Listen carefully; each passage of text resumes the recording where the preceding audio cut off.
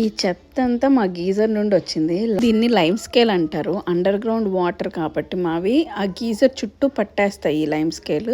దాన్ని ఎప్పటికప్పుడు క్లీన్ చేసుకోవాలంట. మేము మాత్రం 7 years తర్వాత క్లీన్ చేసాం. అంటే లాస్ట్ ఇయర్ క్లీన్ చేయించాము. బక్కీటుడు చెత్త వచ్చింది మాకు. మళ్ళీ 8 monthsకి మా గీజర్ వాటర్ స్లోగా వస్తున్నాయి. కొంత ఎక్కువ టైం తీసుకుంటుంది బకెట్ నిండాలి అంటే. వాటర్ సాల్ట్ వేస్ట్ అంతా స్టక్ అయిపోయి అందులో స్కేలింగ్ ఫామ్ అయిపోయి అంతా లోపల ఉండిపోయింది.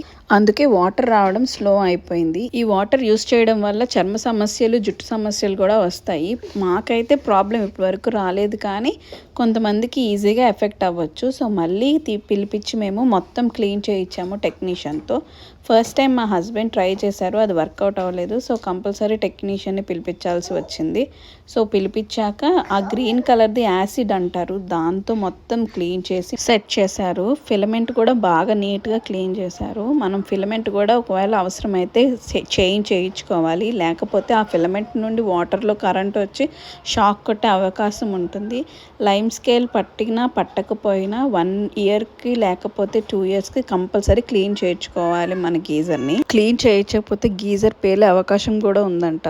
ఇప్పుడు ట్యాప్ వాటర్ ఫ్లో బాగానే వస్తుంది. మాకులాగా అండర్ గ్రౌండ్ వాటర్ ఉన్న వాళ్ళు కంపల్సరీగా ఇయర్లీ వన్స్ గీజర్ని క్లీన్ చేయించుకుంటూ ఉండండి.